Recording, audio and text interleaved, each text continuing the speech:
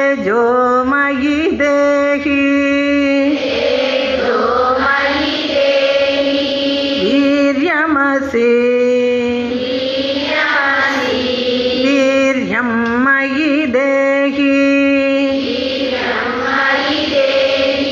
फलमसि फलं मयि देहि ओजोसि ओजो मयि देहि मन्युरसि मन्युं मयि देहि सहोसि सहो मयि देहि ॐ शान्ति शान्ति शान्तिः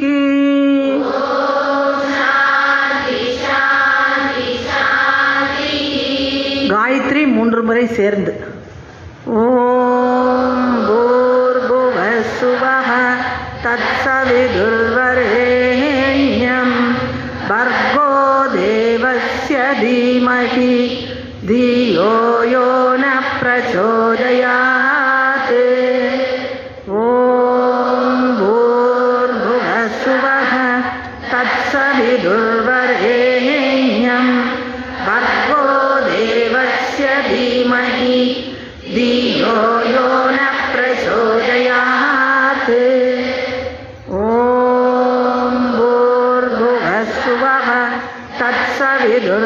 तत्सविदुर्वरेण्यं भर्गो देवस्य धीमहि धियो यो न प्रचोदयात् ॐ शान्ति शान्ति शान्तिः ॐ शन्नो मित्रः शं वरुणः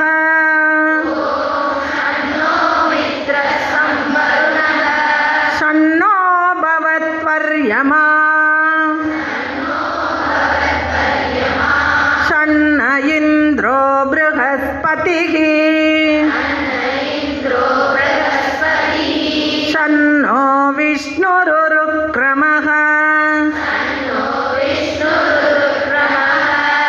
नमो ब्रह्मणे नमस्ते वायो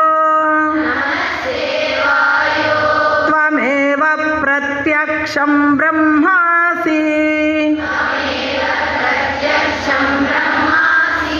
त्वमेव प्रत्यक्षं ब्रह्म वदिष्यामि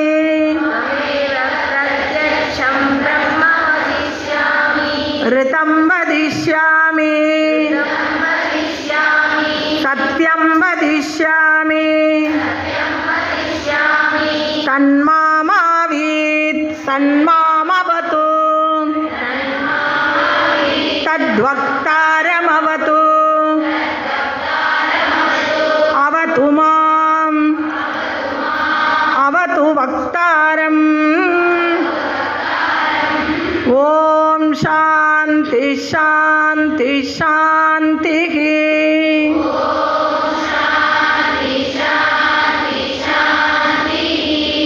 ॐ वेदमनुज्य आचार्यो अन्देवासिनमनुषास्ति सत्यं वद धर्मं चर स्वाध्यायान् मा प्रमदः आचार्याय प्रियं धनम् आहृत्य प्रजातन्तुं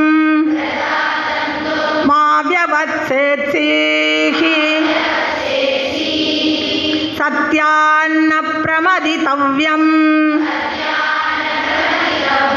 धर्मान्न प्रमदितव्यम् కుశలాన్న ప్రమదితవ్యం భూత్యైన ప్రమదితవ్యం స్వాధ్యాయ ప్రవచనాభ్యాం న ప్రమదితవ్యం దేవపితృకార్యాభ్యాం న ప్రమదితవ్యం మాతృదేవో భవ పితృదేవో భవ ఆచార్యదేవో భవ అతిథిదేవో భవ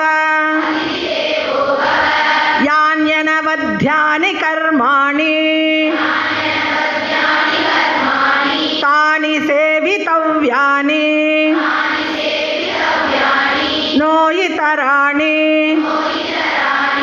యాన్యస్మాకగుం సుచరితాని తాని త్వయోపాస్యాని నో ఇతరాణి ఏకే చాస్మన్ శ్రేయాగుంసో బ్రాహ్మణాః తేషాం త్వయాసనేన ప్రశ్వసితవ్యం శ్రద్ధయా దేయం అశ్రద్ధయా దేయం శ్రియా దేయం హ్రియా దేయం భియా దేయం సంవిదా దేయం అతయతి తే కర్మ విచికిత్సా వా వృత్త విచికిత్సా వా స్యాత్ ఏతత్ర బ్రాహ్మణాః సమ్మర్షిణః యుక్తా ఆయుక్తాః అలోక్షా ధర్మకామా స్యుః యథా తే తత్ర వర్తేరన్ తథా తత్ర వర్తేతాః అతాభ్యాఖ్యాతేషు ఏ తత్ర బ్రాహ్మణాః సమ్మర్షిణః యుక్తా ఆయుక్తాః అలోక్షా ధర్మకామా స్యుః యథా తే తేషు వర్తేరన్ తథా తేషు వర్తేతాః ఏష ఆదేశః ఏష ఉపదేశః ఏష వేదోపనిషత్ ఏదదనుశాసనం ఏవముపాసితవ్యం ఏవముచైతదుపాస్యం ఓం శన్నో మిత్రః శం వరుణః శన్నో భవత్వర్యమా శన్న ఇంద్రో బృహస్పతిః శన్నో విష్ణురురుక్రమః నమో బ్రహ్మణే నమస్తే వాయో త్వమేవ ప్రత్యక్షం బ్రహ్మాసి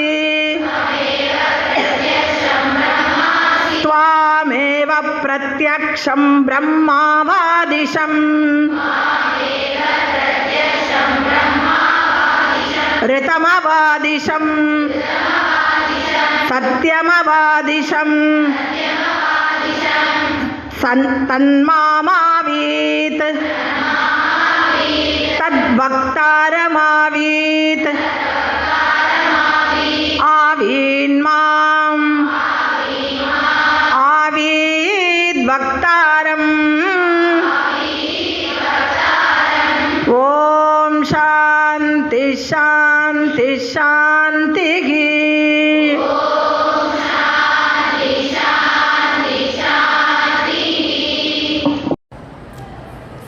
வேதத்தை கற்பித்த குரு சிஷ்யனுக்கு பின்வருமாறு கட்டளையிடுகிறார். உண்மை பேசு. தேவ பித்ரு காரியங்களினின்று மறந்தும் நழுவுதல் கூடாது. தாயை தெய்வமாய்க் கொண்டிரு, தகப்பனை தெய்வமாய்க் கொண்டிரு, குருவை தெய்வமாய்க் கொண்டிரு, அதிதியை தெய்வமாய்க் கொண்டிரு. குற்றமற்ற கருமங்கள் எவையோ அவையே சேவிக்கத்தக்கன, மற்றவை அன்று. எங்களிடம் நன்னடத்தைகள் எவையோ அவையே உன்னால் பின்பற்றத்தக்கவை, மற்றவை அன்று.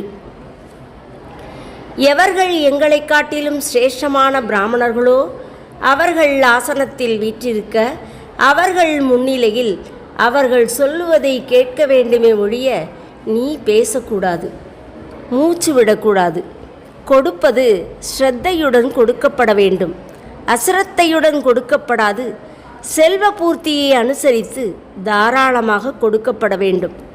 அதிகம் கொடுப்பதற்கு இல்லையே என்று வெட்கத்துடன் கொடுக்கப்பட வேண்டும். கொடுக்கத்தக்க இடத்தில் கொடுக்காமல் இருப்பது தவறு என்ற பயத்துடன் கொடுக்கப்பட வேண்டும். நல்ல எண்ணத்துடன் கொடுக்கப்பட வேண்டும். செய்ய வேண்டிய காரியத்தில் சந்தேகமாவது, நடக்க வேண்டிய முறையில் சந்தேகமாவது உனக்கு உண்டானால் அங்கு தீர விசாரித்து உணரும் திறமை வாய்ந்தவர்களும் கருமங்களிலும் நடத்தையிலும் முறைப்படி ஒழுகுபவர்களும் பிறருடைய ஏவுதலுக்கு உட்படாதவர்களும் குரூர சுவாபம் இல்லாதவர்களும் காமிகள் இல்லாமல் தர்மத்தில் திடமான பற்றுள்ளவர்களுமான எந்த பிராமணர்கள் உண்டோ அவர்கள் எங்கனம் அவ்விஷயங்களில் நடந்து கொள்கிறார்களோ அங்கனமே நீயும் நடந்து கொள்ள வேண்டும்.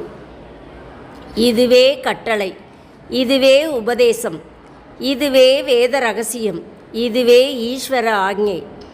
இவ்வாறே செய்ய வேண்டியது, இவ்விதமே இது செய்யத்தக்கது. மித்திரன் எங்களுக்கு மங்களகரனாகவும் வருணன் எங்களுக்கு மங்களகரனாகவும் அரியமா எங்களுக்கு மங்களகரனாகவும் இருத்தல் வேண்டும்.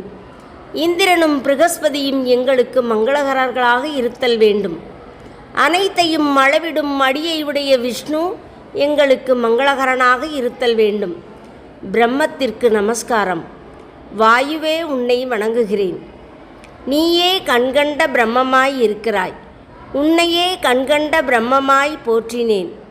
ருதம் எனப் போற்றினேன், சத்தியம் எனப் போற்றினேன். அது என்னை காக்க வேண்டும், அது ஆச்சாரியனை காக்க வேண்டும். மீண்டும் இதுவே பிரார்த்தனை. என்னை காக்க வேண்டும், ஆச்சாரியனை காக்க வேண்டும். ஓம் சாந்தி சாந்தி சாந்தி. திருவண்ணாமலையிலிருந்து வந்திருக்கும் தவத்திரு கிருஷ்ணபிரியா அம்பா அவர்களுக்கு பணிவான நமஸ்காரங்களை முதற்கண் தெரிவித்துக் கொள்கிறேன். அம்பா அவர்கள் நம்முடைய ஸ்தாபனங்களில் ஒன்றான திருநெல்வேலி சாரதா மகளிர் கல்லூரியில் முதல்வராக பணியாற்றி இருக்கிறார். சகோதரி நிவேதிதை பற்றி ஆராய்ச்சி செய்து முனைவர் பட்டமும் பெற்றிருக்கிறார். அத்துடன் நில்லாது நமது பெரிய சுவாமிஜி சுவாமி சித்தவானந்தரின் வரலாற்றை நன்கு ஆராய்ந்து நுணுகி ஆராய்ந்து 6 தொகுதிகளாக வெளியிட்டிருக்கிறார். இன்னும் பல தொகுதிகள் வெளிவர இருக்கின்றன. தற்பொழுது திருவண்ணாமலையிலிருந்து தபஸ் செய்து கொண்டிருக்கிறார். அம்பா அவர்கள் அருளுரை வழங்குமாறு பணிவோடு வேண்டுகிறேன்.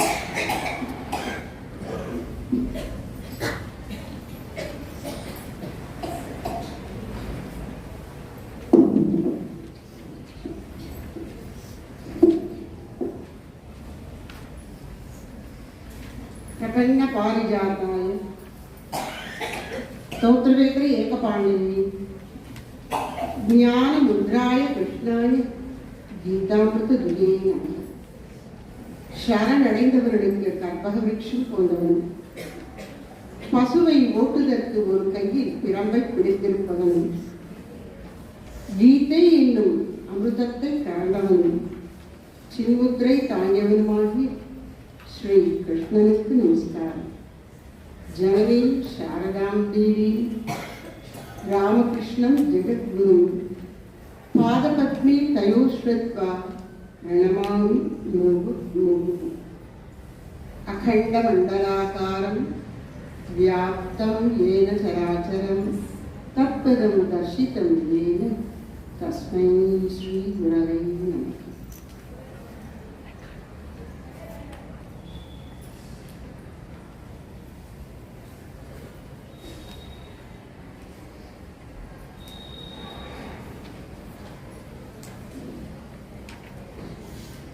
அருட்திரு குருவரின் பேரருளை பெற்ற பாக்கியவதிகளான மாணவ செல்வங்களே, அவர்களை வழிநடத்துகின்ற ஆசிரியர் சகோதரிகளே மற்றும் குழுந்திருக்கிற பக்தர்களான சகோதர சகோதரிகளே, அம்மாக்களே, சகோதரிகளே, அனைவருக்கும் முதற்கண் என் அன்பான வணக்கங்களை தெரிவித்துக் கொள்கிறேன்.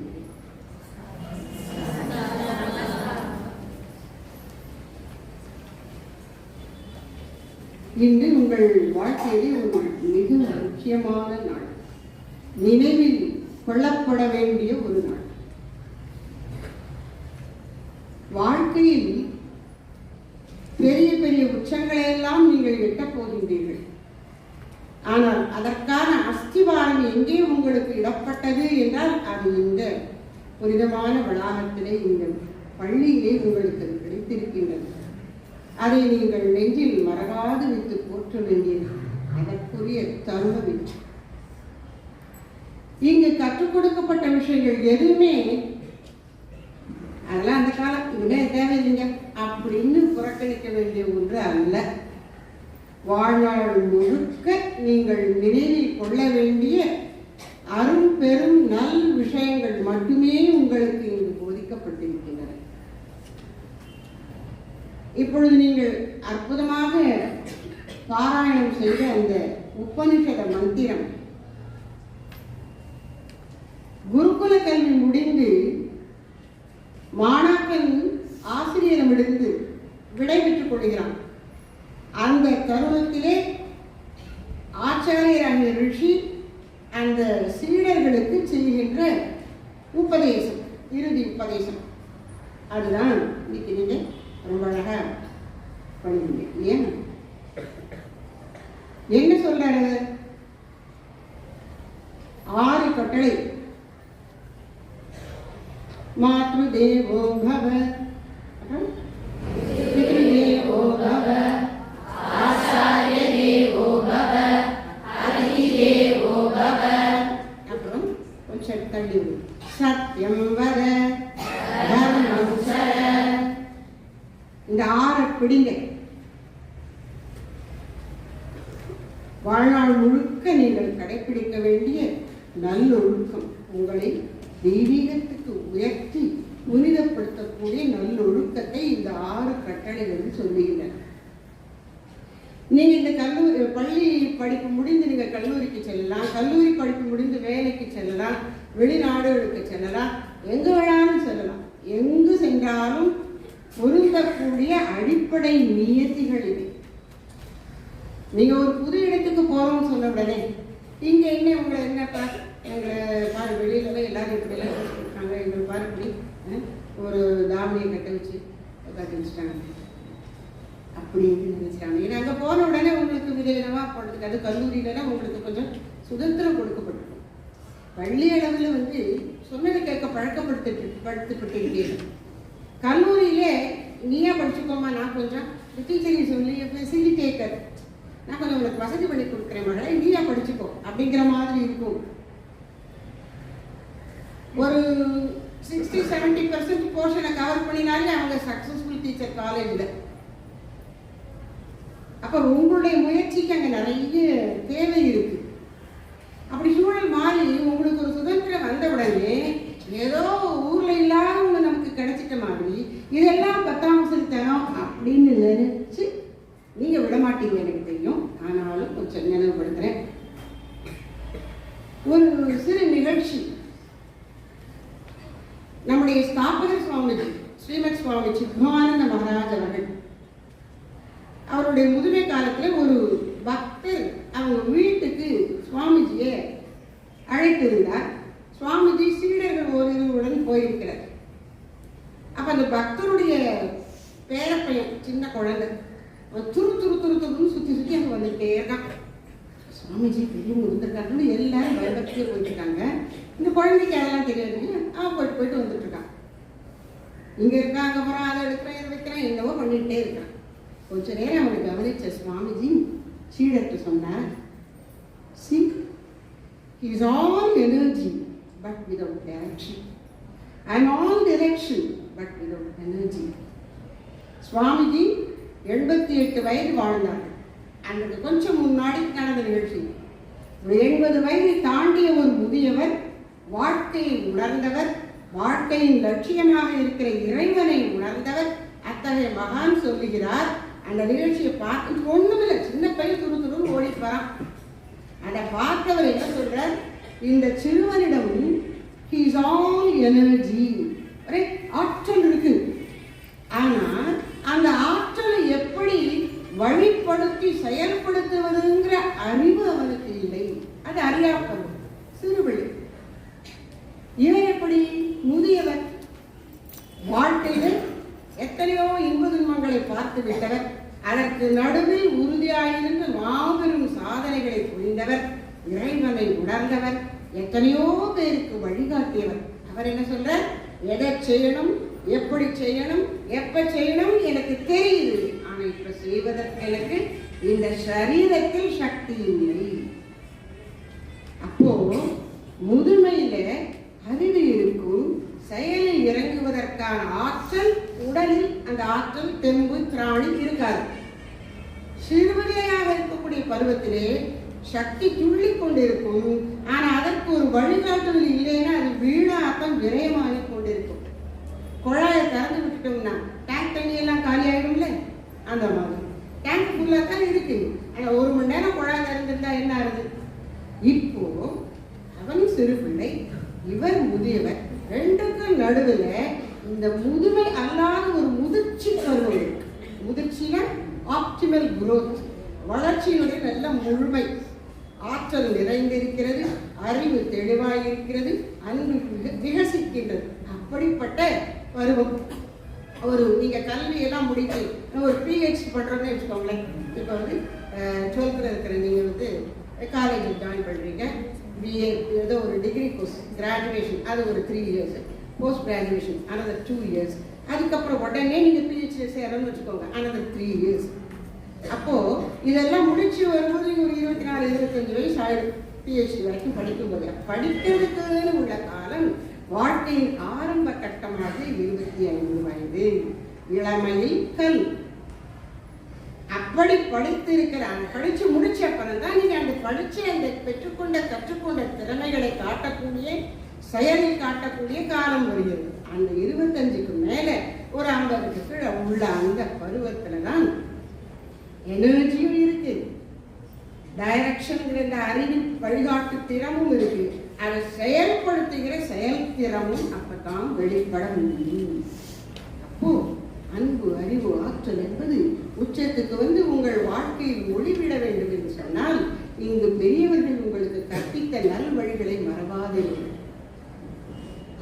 நெறியின் பால் படாத ஆற்றல் அரக்கத்தனமாய் போய்விடும். அறநெறியை கடைப்பிடிக்கும் ஆற்றல் இல்லை என்றால், அச்சமின்மை இல்லை என்றால் அவனால் பெரிய காரியங்கள் சாதிக்க முடியாது. நல்லவனா இருப்பான், ஆனா சாதிக்கணும்னா சாதனையாளர் ஆகணும்னு சொன்னா ஆற்றல் அவனுக்கு இருக்கணும். அந்த ஆற்றல் அரக்கத்தனமா போகக்கூடாதுன்னு சொன்னா அறநெறியின் அடிப்படை அங்கே எப்போதும் இருக்கணும். அதனால நீங்க கற்றுக்கொண்ட இந்த நல்ல விஷயங்களை வந்து மனசுல வச்சு போற்றணும், சும்மா வச்சு பூட்டுறது இல்லை. நகை வந்து பீரோங்கிறதே வீட்டுல ரிசப்ஷன்ல வச்சிருப்போம், பீரோவை உள்ளுக்குள்ள வச்சிருக்கோம் தெரியாத ஒரு வச்சிருப்பான். அந்த பீரோக்குள்ள லாக்கர்ல அதுல ஒரு பெட்டியில அதுல அந்த வைர நெக்லஸ் இருக்கு. ஆனா நீங்க என்ன பண்றீங்க, ரொம்ப முக்கியமான விசேஷத்துக்கு அதை எடுத்து அம்மா போட்டுட்டு போறாங்க. அது மாதிரி இதை மனசுக்குள்ள வச்சு பூட்டணும்னு பூட்டி அப்படியே மறந்துட்டு வேலையை பார்க்குறீங்க. வாழ்க்கையில் நாம் கடைப்பிடிப்பதற்காக கொடுக்கப்பட்ட உண்மைகள், கேப்சூல்ஸ் ஆஃப் ட்ரூத். அதை நீங்கள் வாழ்க்கையில் கடைப்பிடிக்கணும். எப்படி கடைப்பிடின்னு எப்படி கடைப்பிடிக்கிறதுன்னா அதுக்கும் வழி நமக்கு பெரியவங்க சொல்லி வச்சிருக்காங்க. என்ன, இந்த மந்திரம் சொல்லும் போதே ஒரு கூடையில வந்தது பாருங்க. ஸ்ரத்தயா தேயம் அஸ்ரத்தயா அதேயம். கொடுப்பது ஸ்ரத்தையோடு கொடுக்கப்பட வேண்டும், அஸ்ரத்தையோடு கொடுக்கக்கூடாது. உங்களுக்கு கொடுக்குறேன் அப்படின்னு வச்சுக்கோங்களேன், டம்ளர் எடுத்துட்டு வாங்க கொடுத்து நீங்கள் வந்து வாங்க அழகாக இதா பிடி அப்படின்னு எரிஞ்சேன்னா உங்களுக்கு எப்படி இருக்கா? அப்போ உங்களை நான் மதிக்கலன்னு அந்த ஸ்ரத்தையில் கொடுத்தல் அந்த செயலில் ஸ்ரத்தை இருந்தால் முழு ஈடுபாடு கவனம் அதில் செலுத்தி செய்ய வேண்டிய முறைப்படி செய்யும். உங்களுக்கு வாழ்க்கையில மேம்படுத்தக்கூடியது ஸ்ரத்தை என்கின்ற மாபெரும் குணம். அதை நீங்க எல்லாரும் வாழ்க்கையில வளர்த்து கொள்ளணும். இப்பவே உங்கள்கிட்ட ஓரளவு அது வளர்ந்து இருக்கும், ஆனால் உங்களை அறியாமல் அதை வளர்த்துக் கொண்டிருக்கிறீர்கள். இப்பொழுது தெரிந்து நீங்கள் இன்னும் வரை நன்றாக செம்மைப்படுத்தி வளர்க்க வேண்டும் என்று உங்களை இந்த சந்தர்ப்பத்திலே நான் கேட்கிறேன். ஸ்ரத்தை ஸ்ரத்தை அப்படின்னா என்ன அர்த்தம்? தமிழில் வந்து பேச வழக்கில் என்ன சுரத்து இல்லாமல் பேசுகிற அப்படின்னு சொல்லுவாங்க, கேட்டுக்கீங்க? சுரத்து இல்லாமல் பேசுறதுன்னு ஒரு இன்ட்ரெஸ்டே இல்லை, அதில் ஒரு ஈடுபாடே இல்லை, அதில் ஒரு உயிரே இல்லை. ஒரு ஒரு கொஞ்சம் ஒரு மாதிரி இருக்கும். ஒரு பழமொழி மாதிரி சொல்லுங்க, என்ன செத்தவங்க கையில் 2 ரூபா கொடுத்த மாதிரி இருந்தாங்க. செத்தவங்க கையில் 2 ரூபா கொடுத்து அவன் வாங்கி பண்ண இல்லை. அதற்கான உயிரும் உணர்வும் ஆற்றலும் அவன் தெரியல. அப்போ உயிரும் உணர்வும் ஆற்றலும் உள்ள நாமெல்லாம் எப்படி செய்யணும்? கவனமா இருக்கும் இல்லையா? அப்ப ஸ்ரத்தை என்பது அதனுடைய தன்மை என்ன அப்படின்னு நம்முடைய ஸ்தாபக சுவாமிஜி அவர்கள் ரொம்ப அழகா சொல்லியிருக்காங்க பகவத்கீதையில அவருடைய விளக்கத்தில். ஸ்ரீமத் பகவத்கீதையில 17வது அத்தியாயத்துல 3வது ஸ்லோகத்துல ஸ்ரத்தைனா என்ன அப்படின்னு சொல்றாரு. ஸ்ரத்தா மயோயம் புருஷः யோ யத் ஸ்ரத்தா சயேவ சஹ. ஸ்ரத்தை எதுவோ அதுவே அவனுமாம். மனிதன் ஸ்ரத்தையே வடிவெடுத்தவன். ஸ்ரத்தை எதுவோ அதுவே அவனுமாம். வள்ளுவர் சொல்லிட்ட என்ன சொன்ன? வெள்ளத்தனைய மலர் நீட்டம், அப்புறம் மாந்தர்கள் உள்ளத்தனையது உயர்வு. இங்க உள்ளம் என்பது மனசு மட்டும் குறிக்கல, மனசின் ஆற்றலோடு செயல்படும் திறன். அதான் ஸ்ரத்தை. ஊக்கமுடைமை. வெள்ளத்தனையது மலர் நீட்டம். தாமரை மலரில் தண்டு எவ்வளவு தூரம் போகும்? அந்த தண்ணி எவ்வளவு இருக்கோ அவ்வளவுக்கு தான். தண்ணி வத்தி போச்சுன்னா தாமரையும் சுருங்கி கீழே போயிடும். மனிதன் செயல்பாடு எப்பொழுது சிறப்பாக இருக்கும்? அவன் உள்ளத்தில் ஊக்கமும் உற்சாகமும் குடிகொண்டிருக்கும் பொழுதுதான். அந்த ஊக்கம் உற்சாகத்துக்கு பேர் தான் ஸ்ரத்தை. உங்களுக்கு வாழ்க்கையில் எல்லா சூழல்களிலும் ஸ்ரத்தை இருக்க வேண்டும். இந்த ஸ்ரத்தைனா எப்படி? ஸ்ரத்தை 1000 தடவை சொல்றீங்களே, இன்னும் கொஞ்சம் தெளிவா சொல்லக்கூடாதா அப்படின்னு நீங்க கேட்பீங்கன்னு நான் நினைக்கிறேன். அது நம்ம அப்படி கேட்போம்னு சுவாமிஜிக்கு தெரியும். அதனால அவர் இந்த ஸ்லோகத்துக்கு விளக்கம் சொல்லும் பொழுது ஸ்ரத்தை பற்றி ஒரு சூப்பர் டெஃபினிஷன் கொடுத்துருக்கேன். நம்ம பாஷையில் என்னது சூப்பர் டெஃபினிஷன். நான் வந்து நீங்கள் அதெல்லாம் அந்த டெஃபினிஷன் நீங்கள் எல்லாருமே படிச்சுக்கணும் அப்படின்னு நான் விரும்புகிறேன். நான் சொல்ல நீங்கள் திருப்பி சொல்லுவேன்னு. ஸ்ரத்தைனா என்ன அப்படின்னு சுவாமிஜி சொல்கிறாங்க. ஸ்ரத்தையில ஒரு 5 அம்சம் சொல்கிறாங்க. நம்ம கையில் 5 விரல் மாதிரி 5 அம்சம் சொல்கிறாங்க. முதல்ல விழிப்பு. சொல்லுங்க. அப்புறம் மன எழுச்சி. விரைந்து வினை ஆற்றுதல். விரைந்து வகையுடன் வினையாற்றுதல். வினையாற்றுதலில் உள்ள மகிழ்ச்சி. நம்பிக்கை. இந்த 5ம் சேர்ந்து ஸ்ரத்தையாகும். இப்போ ஸ்ரத்தை உங்களுக்குள்ள வளர்த்துக் கொள்ளணும்னா எந்த 5 மனப்பக்குவங்கள் உங்களுக்கு இருக்கணும்? மன எழுச்சி, வகையுடன் விரைந்து வினையாற்றுதல்,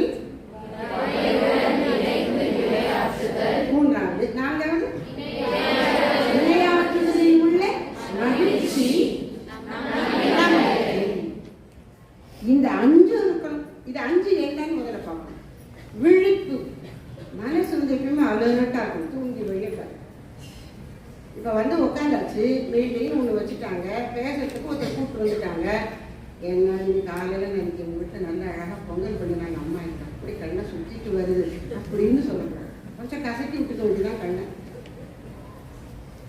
அப்போ கவனமாக என்ன, நம்முடைய புலன்களும் அறிவும் மனமும் விழிப்போடு இருந்து சுற்றில் என்ன நடக்குதுங்கிறத கவனிச்சா தான் நாம வந்து செயல்பட தயாரா இருக்கும். அப்ப முதல் தகுதி என்ன, கவனம், விழிப்புணர்வு. இப்ப சொல்றோம் இல்லையா, அட சுவாமிஜி விழிப்பு அப்படின்னு சொல்றாங்க.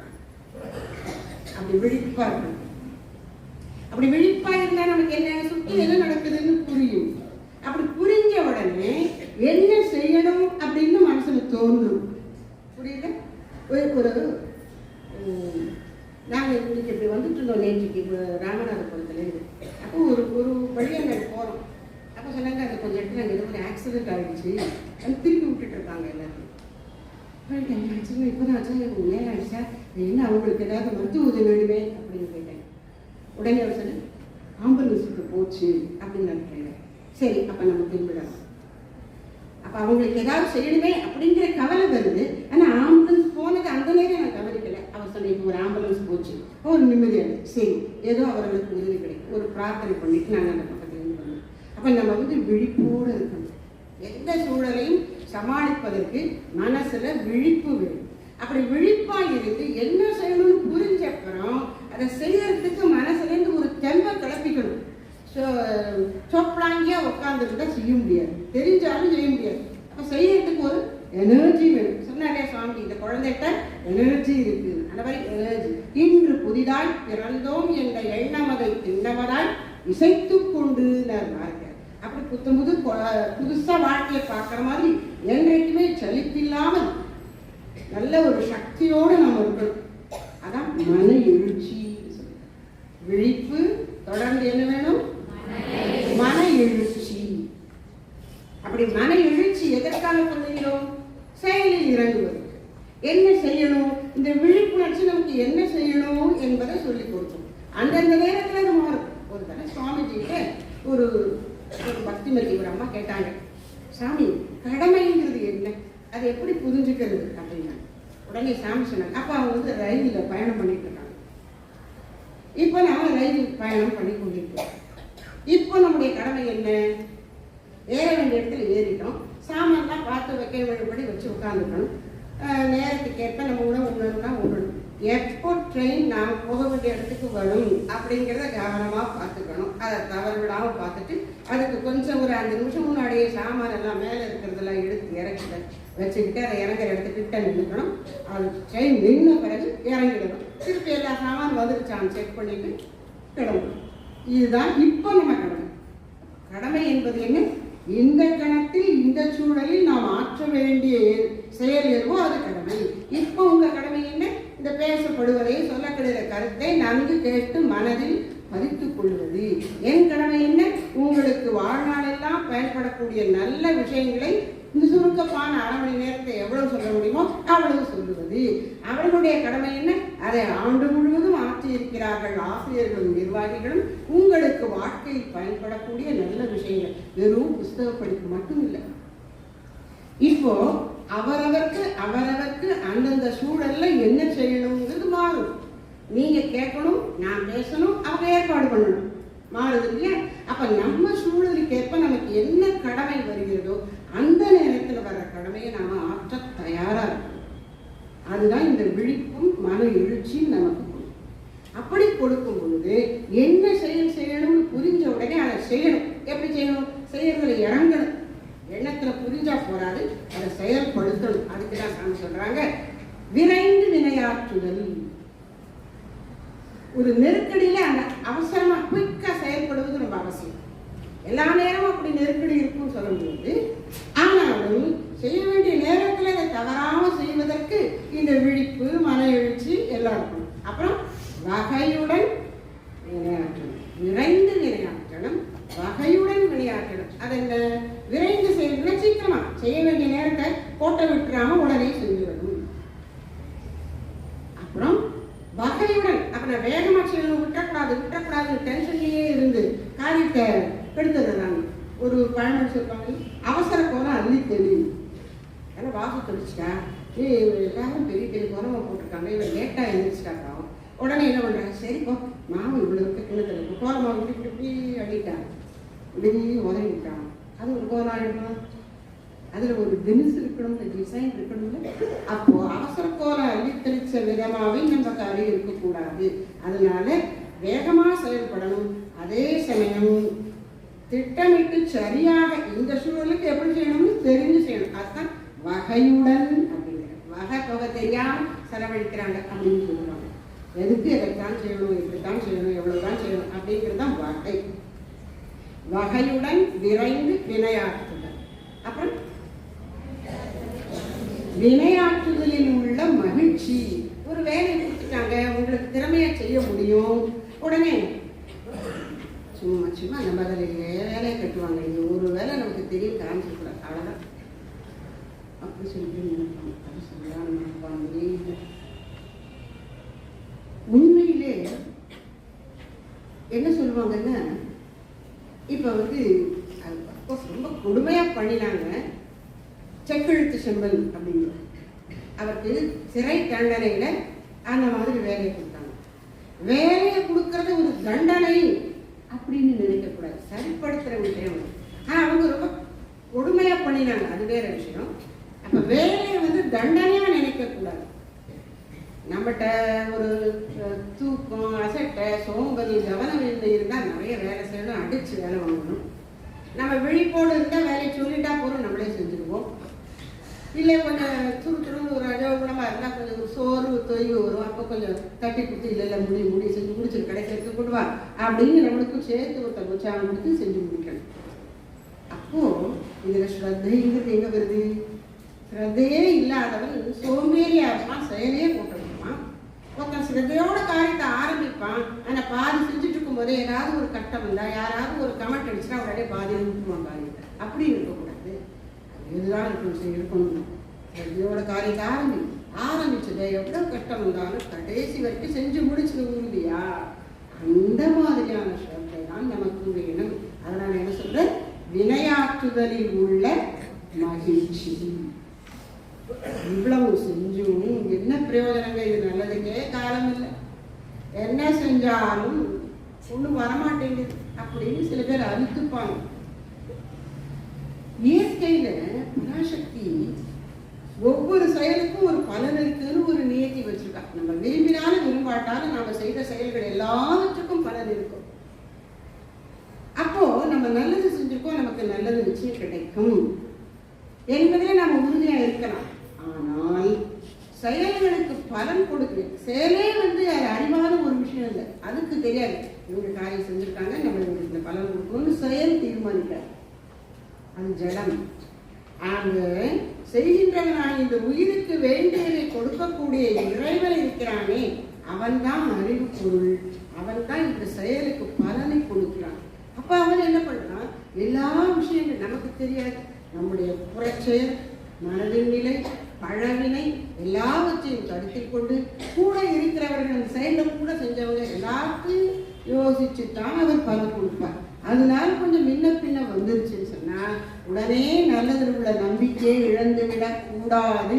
அதுக்குதான் 5வது என்ன, நம்பிக்கை. 5 சேர்ந்தாதான் ஸ்ரத்தை. வாழ்க்கையில் நீங்கள் எப்பொழுதும் இந்த 5ஐயும் கைக்கொள்ள வேண்டும் என்று உங்களை மீண்டும் கேட்டுக்கொள்கின்றேன். நம்பிக்கையோடு செயல்படுங்கள், விழிப்போடு செயல்படுங்கள், மன எழுச்சியோடு செயலில் இறங்குங்கள், வகையுடன் விரைந்து செயல் புரியுங்கள். அப்படி செய்கின்ற செயலிலே மகிழ்ச்சி கொள்ளுங்கள்.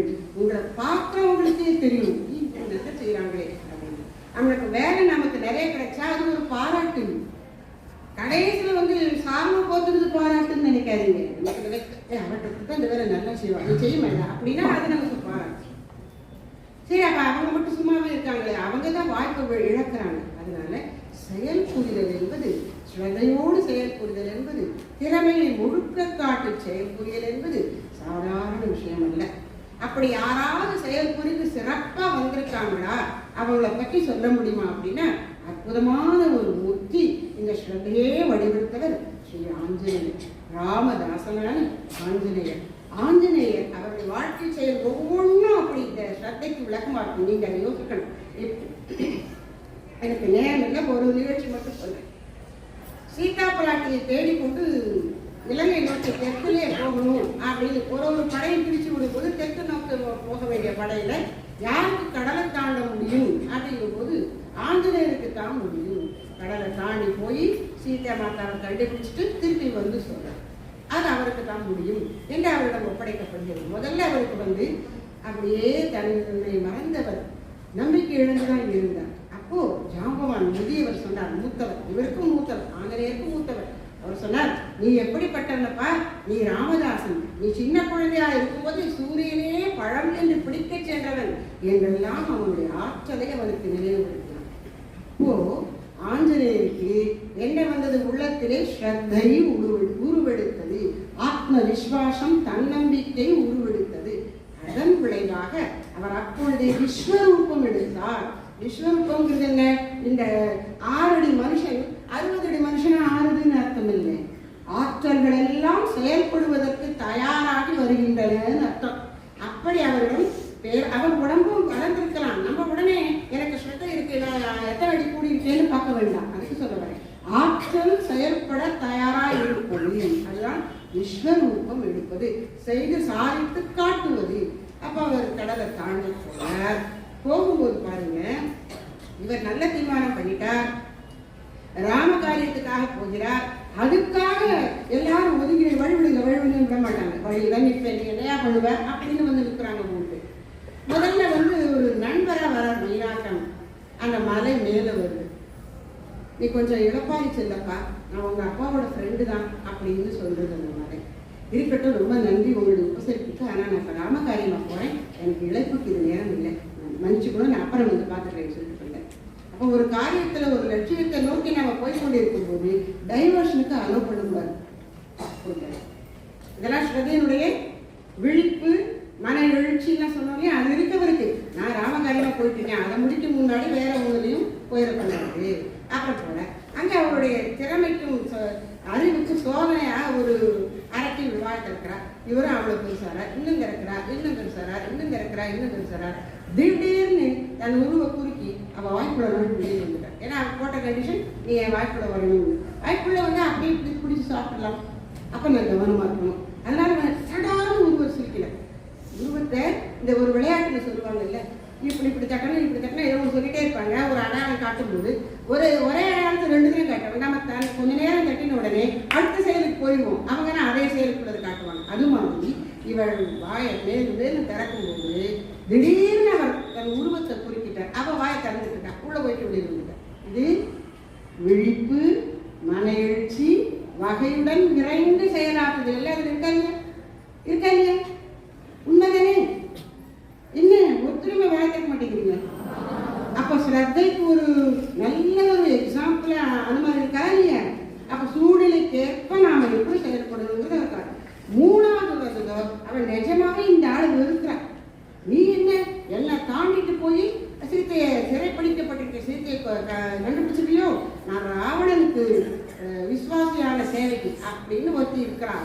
அந்த அறைக்கு என்ன பண்ற, நிஜமாவே இவரை கொல்ல இவள் சோதனை தான் பண்ணினார். 2வது அவ கொல்லவே தயாரா இருக்கான். இப்ப என்ன பண்ணிட்டார், சரி இவள்கிட்ட எல்லாம் சும்மா விளையாட்டு காட்டினா போறாதுன்னு சொல்லி அவளை கிழிச்சு கொண்டு கொடுத்து போயிட்டான்.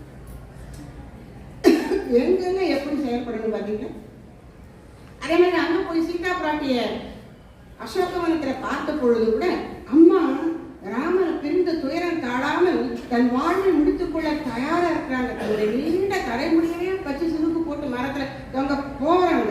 பார்த்துட்டார், சரி நம்ம எனக்கையாவது சொல்லி அது ஏதாவது ஆயிடக்கூடாதுன்னு சொல்லி அவருக்கு என்ன சொன்ன அம்மா ஆனந்தம் அடைவார்கள். சீதாதேவி ராம் ராம் ராம் ராமன் அப்படி மெல்லிய குரலிலே இனிமையாக அன்போடு ஓதினார். அதை கேட்ட மாத்திரத்துல சீதா பிராட்டியை மறுத்து கண்டு, இந்த அரக்கர்களுடைய இடத்துக்கு மத்தியிலே ராமநாமத்தை யார் இவ்வளவு இனிமையாக ஓதுகிறார்கள் சொல்லி தன்னுடைய அந்த வாழ்க்கை முடிச்சுக்கிற செயலை கைவிட்டு யாரு அந்த ராமபக்தன் நினைச்சிட்டு பாக்குறாங்க. அப்படியே அப்புறம் மற்றதெல்லாம் நடக்குது. இப்படி ஸ்ரீ ராமதாசனாகிய ஆஞ்சநேய ஸ்ரத்தையுடைய அருமையான வழிபாட்டை பார்க்கிறோம்.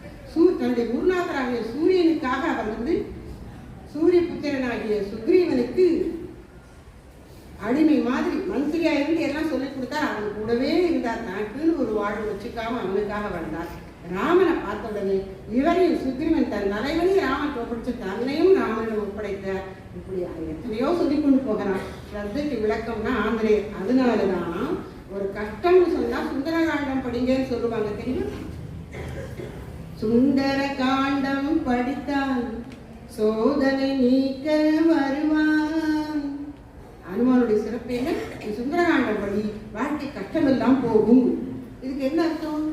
சுந்தரகாண்டம் படிக்கும்போது அந்த நிகழ்ச்சிகளெல்லாம் அனுமான் எப்படியெல்லாம் செயல்பட்டான்னு பார்க்கும்போது நமக்கு எவ்வளவு ஒரு எதிர்மறை சூழலையும் கொஞ்சம் நம்பிக்கை தளிர்த்து தெய்வத்தை வணங்கி ஸ்ரத்தை எழும்பி நாம் செயல்படுவோம். அதுக்காகத்தான் சுந்தரகாண்டம் படிக்க சொல்றாங்க. தெய்வீக சக்தியோடு கூட அங்கே இந்த ஸ்ரத்தைங்கிற நற்குணத்தை ஊட்டக்கூடிய டானிக் காரணம் ஆஞ்சநேயர் அதனுடைய ஹீரோ. அதனால உங்களுடைய வாழ்க்கையிலே எல்லா சந்தர்ப்பங்களிலும் உங்களுக்கு குன்றாத ஸ்ரத்தை இருக்க வேண்டும் என்று ஸ்ரீ ஆஞ்சநேய சுவாமியையும் அருட்திரு மூவரையும் நம்முடைய ஸ்தாபகர் சுவாமிஜி அவர்களையும் மற்றும் பெரியோர் அனைவரையும் பிரார்த்தித்து இந்த நல்ல நேரத்தில் உங்கள் அனைவரையும் வாழ்த்தி மகிழ்கின்றேன். ஸ்ரத்தையோடு நீங்கள் வாழ்வில் எல்லா வெற்றிகளையும் பெறுவீர்களார். வெற்றிக்கு அடிப்படை பண்பும் பக்தியும் என்பதை மறவாது இருப்பீர்களார். வெற்றியா இருக்கணும், வெற்றிகரமாக இருக்கணும், பணம் சாதனை அப்படியே போயிடாம பண்பை விட்டு கொடுக்காம நீங்க இருக்கணும். கடைசி வரைக்கும் பண்பு பக்தி அதனுடைய வெளிப்பாடாக வாழ்க்கையில் வெற்றி, மனதில் நிம்மதி, இவை அனைத்தும் உங்கள் வாழ்க்கையில் உங்களோடு எப்போதும் இருக்கும் என்று பிரார்த்தித்து வாழ்க்கை அணைகின்றேன். வாய்ப்பளித்தவர்களுக்கு என்னுடைய மனமார்ந்த நன்றியை தெரிவித்துக் கொள்கிறேன். ஜெய் ஸ்ரீ சாரதா மகாமாயி கி ஜெய் ஸ்ரீ வீரபக்த ஹனுமந்த ஜி கி ஜெய் ஸ்ரீ சச்சிதானந்த சத்குருநாத மகாராஜ் கி.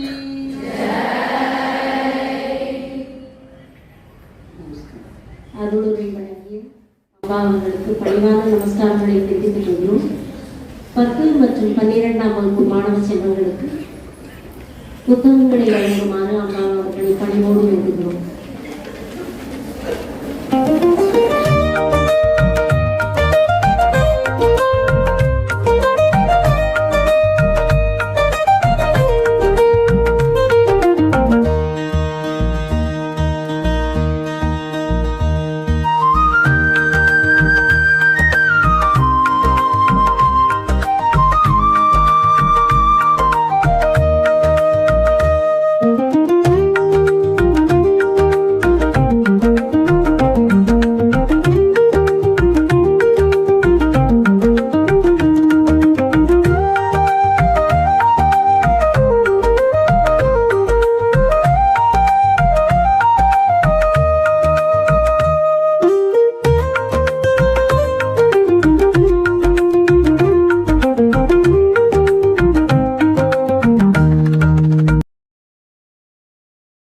महामाई की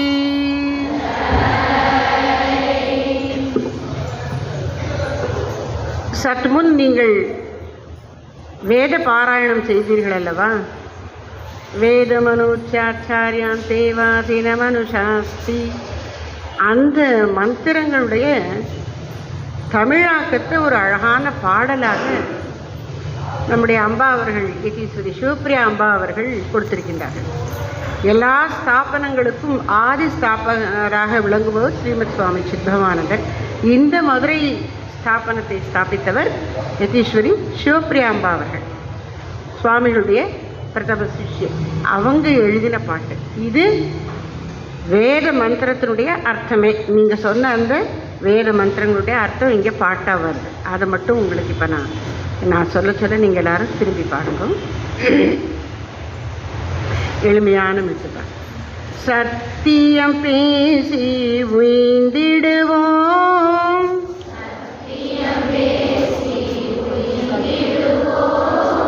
தர்மத்தை செய்திடுவோம்.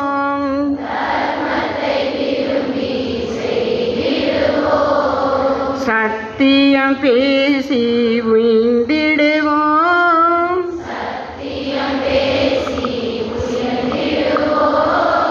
தர்மத்தை விரும்பி செய்திடுவோம்.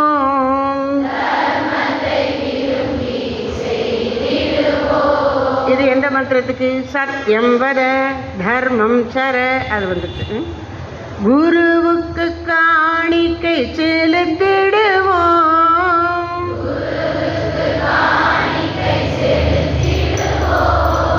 குரு பெரு நெறி எங்கும் பரப்பிடுவோம்.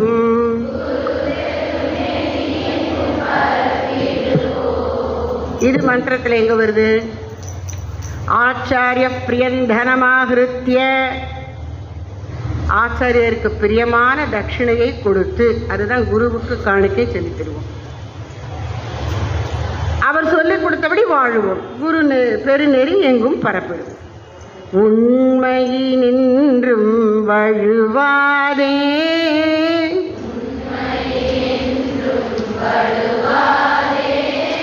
தர்மத்தினின்றும் தவறாதே,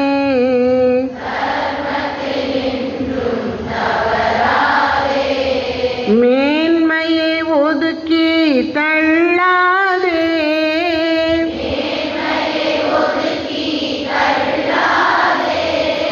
இது எங்க இருக்கு மந்திரத்தில்? குஷலான்ன பிரமதிதவ்யம். குஷலம் சிறந்தது, சிறந்ததை மறந்து கூட இது வேண்டான்னு சொல்லிடாதே. அருட்செல்வத்தை நீ எள்ளாதே,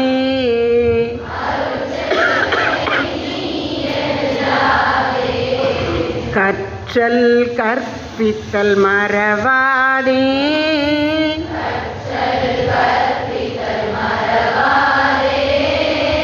டீச்சராக இருந்தால் தான் கற்பிக்கணுங்கிறதுல வாழ்க்கையில் பல சூழல்களில் கருத்தாருக்கு கற்றுக் கொடுக்க வேண்டிய, சொல்லிக் கொடுக்க வேண்டிய சூழல் வரும். அப்போல்லாம் எனக்கு தெரிஞ்சது நான் இவ்வளோ சொல்லித்தர மாட்டேன்னு வச்சுக்காம கொடுக்கணும். நீயும் கற்றுக்கள், பிறருக்கும் கற்றுக்கொடு. ஸ்வாத்யாய பிரவச்சனாபியாம் ந பிரமதிதவ்யம். ஸ்வாத்தியாயம்னா தான் கற்றல், பிரவச்சனம்னா பிரத்தியாருக்கு எடுத்து சொல்லுது, அதை மறக்காதே. கற்றல் கற்பித்தல் மறவாதே,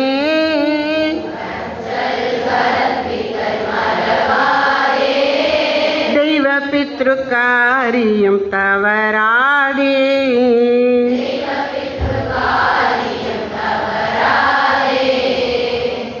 அதிலே அப்படியே தேவ பித்ரு, அதாவது மனிதன் செய்ய வேண்டிய கடமைகள், தினந்தோறும் செய்ய வேண்டிய கடமைகள்னு 5 வச்சுருக்காங்க. இறை வழிபாடுங்கிறது இறைவனுக்கு நாம் செலுத்த வேண்டிய கடன். பித்ரு காரியங்கிறது இறந்த முன்னோர்கள், அவர்களுக்கு நம்ம வழிபாடு செலுத்தணும். உயிரோடு வாழ்கிற பெற்றோரை வணங்கி போற்றி அவர்களை வணங்கணும். அது பித்ரு காரியம். இந்த விஷயத்தில் பெண்களுக்கு ஒரு நிமிஷம் எடுத்துக்கொண்டு சொல்கிறேன். இப்போ நீங்கள் இப்போ வீட்டில் எல்லாரும் அவங்க அம்மா அப்பாவால் வளர்க்கப்பட்டு நல்லா செல்லமாக இருந்துகிட்ருக்கீங்க. அப்புறம் பெரும்பாலும் கல்யாணம் பண்ணிப்பீங்க. நீங்கள் கல்யாணம் பண்ணி போகும்பொழுது உங்கள் அம்மா அப்பா இல்லை, அவங்க அத்தை மாமா தான் அப்படின்னு நினச்சிடாதீங்க. ஏன்னா உங்களுடைய கணவராக அமைய போகிறவருடைய அம்மா அப்பா. அதனால தான் அவங்களும் உனக்கு அம்மா அப்பா மாதிரி தான், நீங்கள் அவங்களுக்கு மகள் மாதிரி தான், மருமகள் தான், இன்னொரு மகள் தான். அவங்க எப்படி நினைச்சாலும் நீங்கள் இன்னொரு மகளாகவே இருந்து அவர்களுக்கு சேவை செய்யணும். ஏன்னா பெண்ணு மாமனார் மாமியாரை கவனிக்க தயாராக இல்லைன்னா இந்த ஆம்பளை குட்டிக்கரணம் போட்டாலும் நடக்காது. உங்கள் அம்மா அப்பாவுக்கு தான் சேவை செய்யணும்னு நினைக்காதீங்க. கல்யாணம் ஆகி போனால் போகிற இடத்துல இருக்கக்கூடிய உங்களுடைய மாமனார் மாமியாருக்கும் உங்களுடைய பெற்றோராகவே நினைச்சு அவங்களுக்கு சேவை செய்யுங்கள்.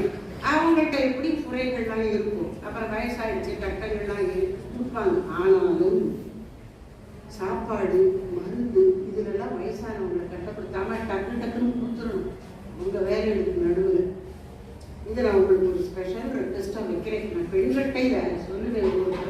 பெண்ணு மனசு வச்சாதான் குடும்பத்தில் வயசானவங்க நல்லா இருக்கும். நாளைக்கு நமக்கு என்ன கதியோ நம்ம மருமக நம்மளை நல்லா கவனிக்கணுமே. அவங்க கவனிச்சாலும் கவனிக்காட்டும் சரி, அது கூட கேரண்டி கிடையாது. இவங்களை நான் கவனிச்சிடுறேன் அப்படின்னு நீங்க ஸ்ரத்தையோட கவனிங்க. அந்த ஸ்ரத்தை அந்த புண்ணியம் உங்களுக்கு கொடுக்கும். சரி, தெய்வ பித்ருகாரியம் மறவாதே, தெய்வ பித்ருகாரியம் மறவாதே, தாயை தெய்வமாய் துதித்திடுவாய், தாயை தெய்வமாய் துதித்திடுவாய், தந்தையை தெய்வமாய் மதித்திடுவாய், தந்தையை தெய்வமாய் மதித்திடுவாய், குருவை தெய்வமாய் வணங்கிடுவோம், குருவை தெய்வமாய் வணங்கிடுவோம், குருவே சிவம் எனக் கொண்டிடுவோம், குருவே சிவம் எனக் கொண்டிடுவோம், அதிதியை தெய்வமாய் வரவேற்போம், அதிதியை தெய்வமாய் வரவேற்போம், அதிதி அப்படின்னா திதி அப்படின்னா டேட் அப்படிங்கிறதுல தேதி, அதான் திதி. சமஸ்கிருதத்தில் திதி, தமிழ்ல தேதி அப்படின்னா தியதி திகதி அப்படின்னு மாதிரி. இன்னைக்கு வரேன் அப்படின்னு இன்ஃபார்ம் பண்ணிட்டு வர்றவங்க இல்லை, திடுப்புன்னு வந்து நிற்கிறவங்க, அவங்க தான் அதிதி. சரி, திடுப்பு வந்துட்டாங்க அப்படின்னு அவங்க மேல எரிஞ்சு விடாம தெய்வமே இந்த வடிவில் வந்திருக்குன்னு நினைச்சு அன்போடு சேவை செய். நாயன்மார்கள் வரலாறுலாம் பார்த்தீங்கன்னா ஆழ்வார்கள் நாயன்மார்கள் இந்த மாதிரி அதிதி சத்காரம்னு சொல்லுவோம், விருது சரி, அதையே ஒரு தவமாக செய்திருக்கிறார்கள் இல்லறத்தில் இருக்கிற பக்தர்கள். அவங்க வந்த உடனே கொஞ்சம் வரைக்கும் இதான் அவங்க ஏழ்மையா இருக்கும், வீட்டில் அரிசி கூட இல்லை, வயலுக்கு போய் அப்பதான் வரிச்ச நெல்லெல்லாம் தோண்டி எடுத்துட்டு வந்து அலசி குத்தி அதை சமைச்சு அந்த மாதிரி கொடுக்கலாம். சமைக்கிறதுக்கு விறகும் இல்லை, வீட்டு ஒரு பகுதியுடைய உத்தரத்தையே பிடிக்க கொடுக்குறார் கணவன், அதை வச்சு எது சமைச்சிருக்கேன். எவ்வளவு ஸ்ரத்தை பாருங்க, இது நல்ல காரியம், இது விட்டுவிடக்கூடாது, அதிதி சத்காரம் அப்படின்னு நினைச்சிருக்காங்க. அதனால அதிதியை தெய்வமாய் வரவேற்போம், அதிதியை தெய்வமாய் வரவேற்போம், எப்படி சிவமென போற்றி உபசரிப்போம், சிவமென போற்றி உபசரிப்போம், சத்தியம் பேசி உயிர்ந்திடுவோம், சத்தியம் பேசி உயர்ந்திடுவோம். இப்ப இந்த பாடல்ல விளக்கு எதுவும் இடையீடில்லாம சொல்லிட்டே வரும். ஒரு தடவை சொல்லி நீங்க தெரிஞ்சு சத்தியம் பேசி உயிர்ந்திடுவோம், சத்தியம் பேசி உயர்ந்திடுவோம், தர்மத்தை விரும்பி செய்திடுவோம், தர்மத்தை விரும்பி செய்திடுவோம், குருவுக்கு காணிக்கை செலுத்திடுவோம், குருவுக்கு காணிக்கை செலுத்திடுவோம், குரு பேரை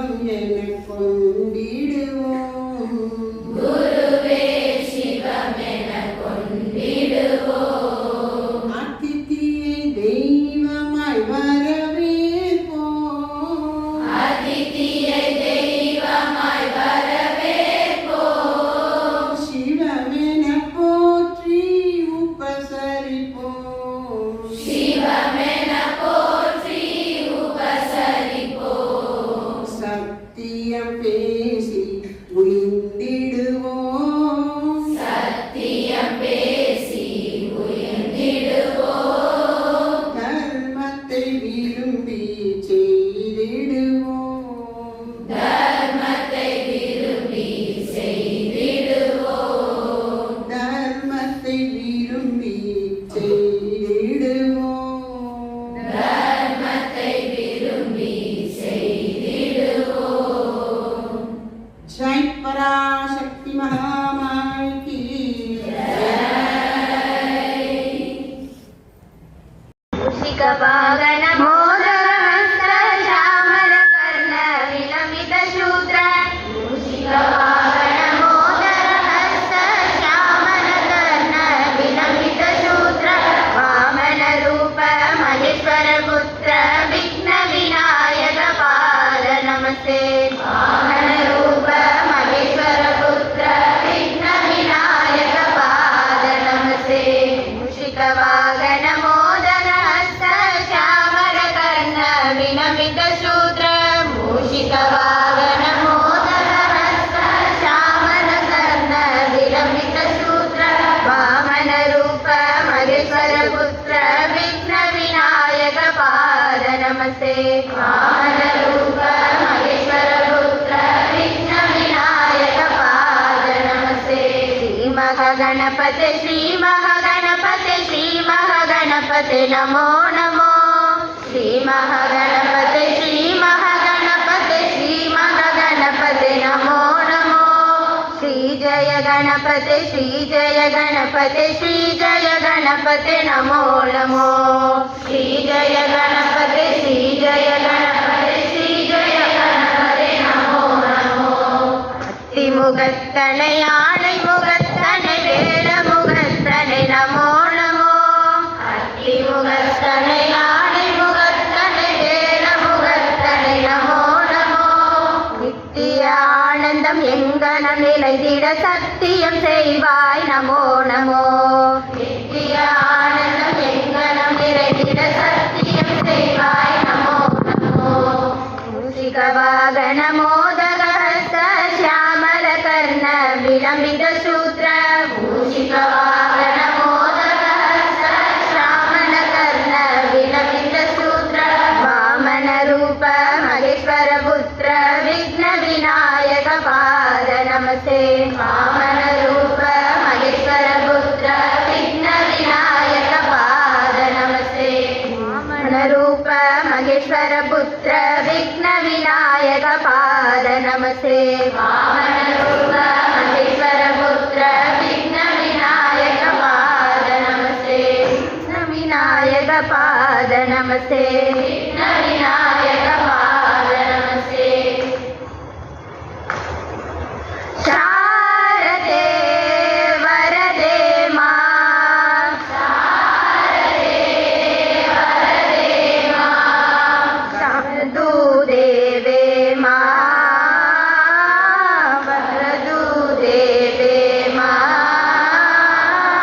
शारदे वरदे मां शारदे वरदे मां वरदू देवे मां वरदू देवे मां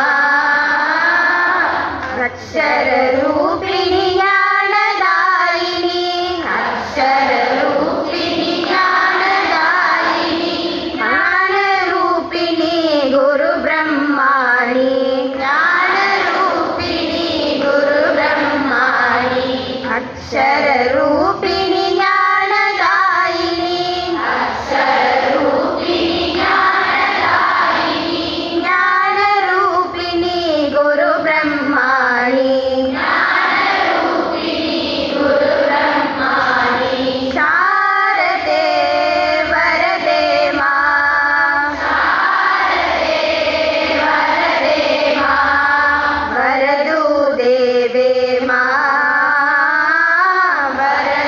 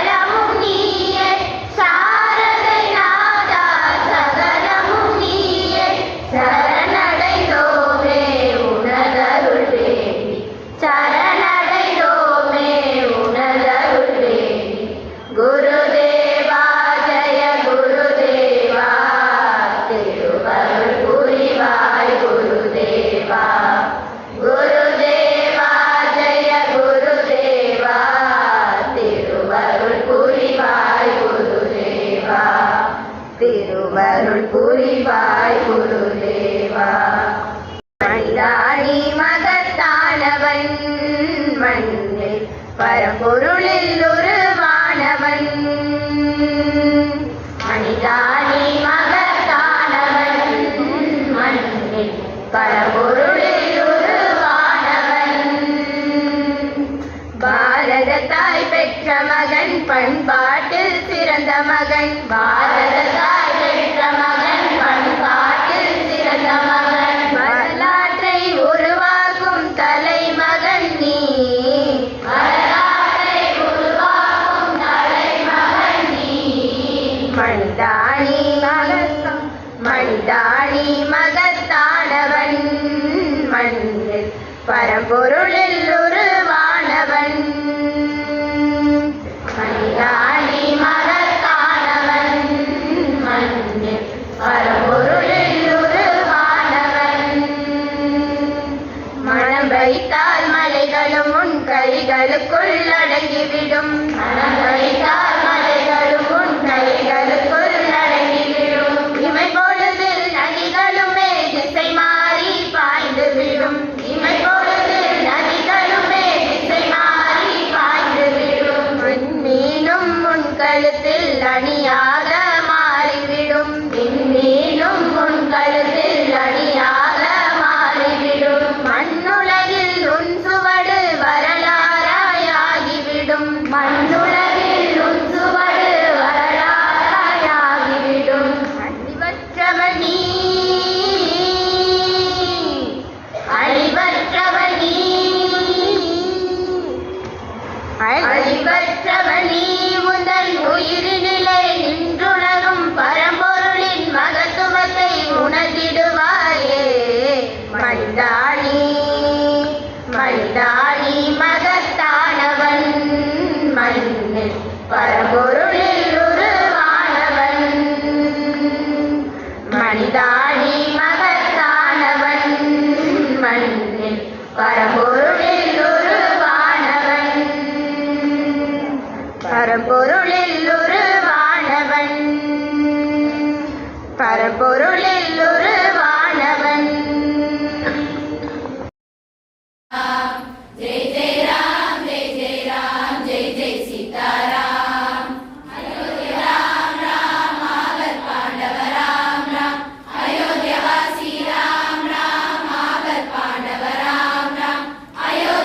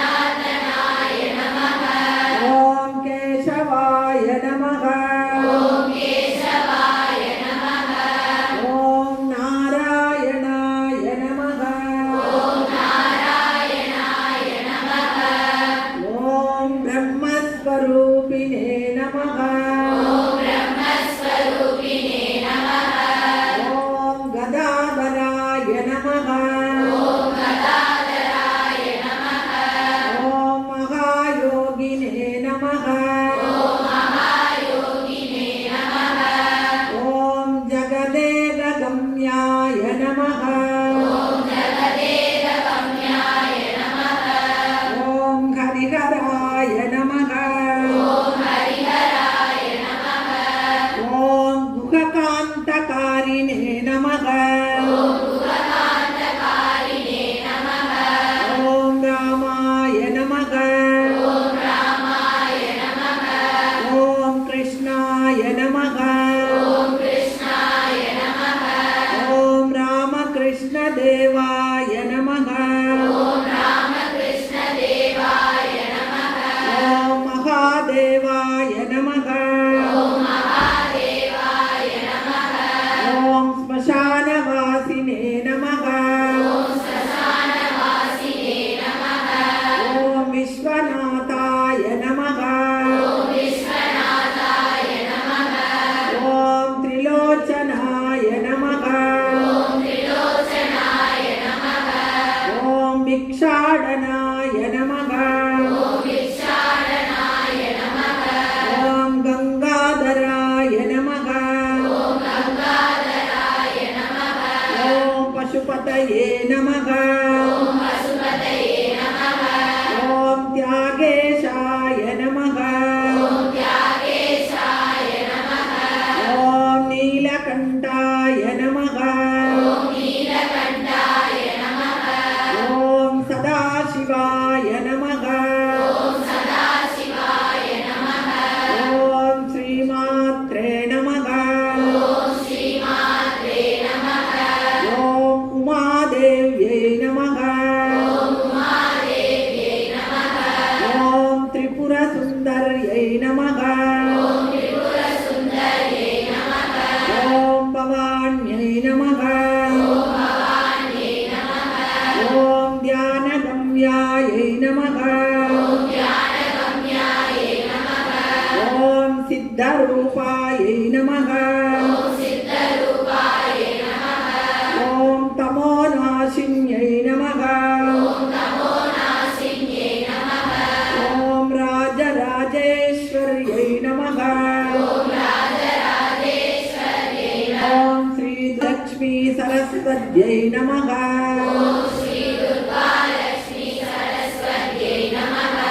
ஓம் சத்குருநாதாய நமः. ஓம் ஸ்ரீ மீனாட்சி சுந்தரேஸ்வர சுவாமினே நமः.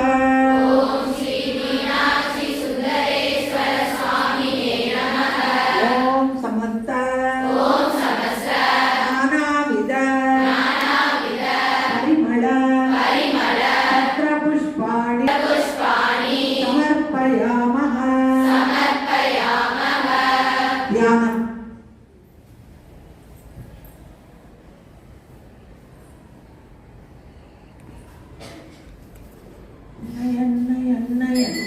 விளக்கு மங்களம். ஆதிசக்தி அம்பிகை கலந்த கோடி மங்களம்.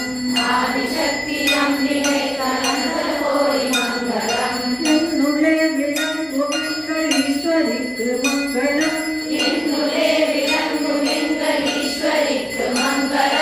இச்சையா முற்றுவிக்கும் சிற்றவைக்கு மங்களம்.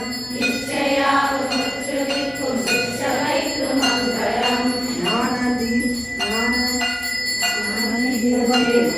ஞானதீபம் பாடுவோம். தர்மசக்தி வாழ்க என்று சந்தனம் கொண்டாடுவோம். அன்னை அன்னை அன்னை அன்னை அன்பினுக்கு மங்களம். ஆதிசக்தி அம்பிகை கலந்த கோடி மங்களம்.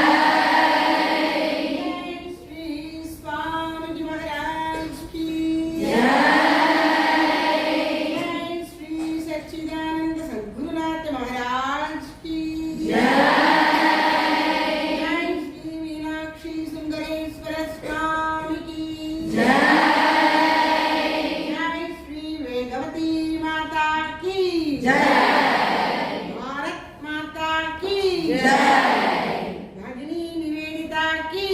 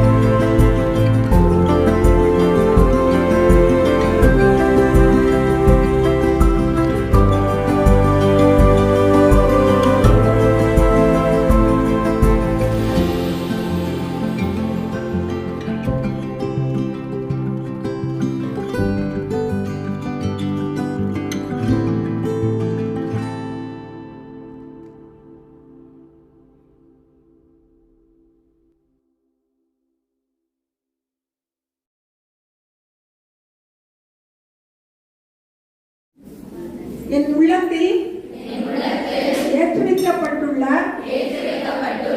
வித்யாவன தீபச்சுடரை நந்தா விளக்காக நான் வைத்திருப்பேன். அன்னையின் அருட்செல்வியாகி ஸ்ரீ ராமகிருஷ்ண சாம்ராஜ்ய பிரஜையாகி விவேகானந்த தொண்டனாகி உலக நன்மைக்கு பணியாற்றுவேன்.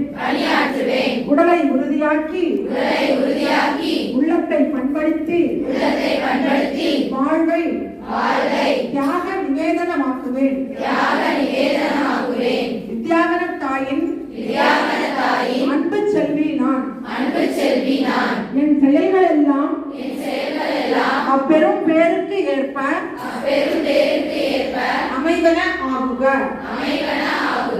குருதேவர் அருள்துணையும் குருகுலத்தின் ஆசியும் பெற்றோர் பெருமையும் என் வாழ்க்கையில் நான் கொண்டுள்ள குறிக்கோள் ஆகும். எங்கள் குறியும் எங்கள் நெறியும் அன்னை சாரதா. எங்கள் குறியும் எங்கள் நெறியும் அன்னை சாரதா. எங்கள் குறியும் எங்கள் நெறியும் அன்னை சாரதா. விளக்க வரிசையா ஒவ்வொருத்தரா கொண்டு வந்து விசிட்ட வந்து சொல்லலாம்.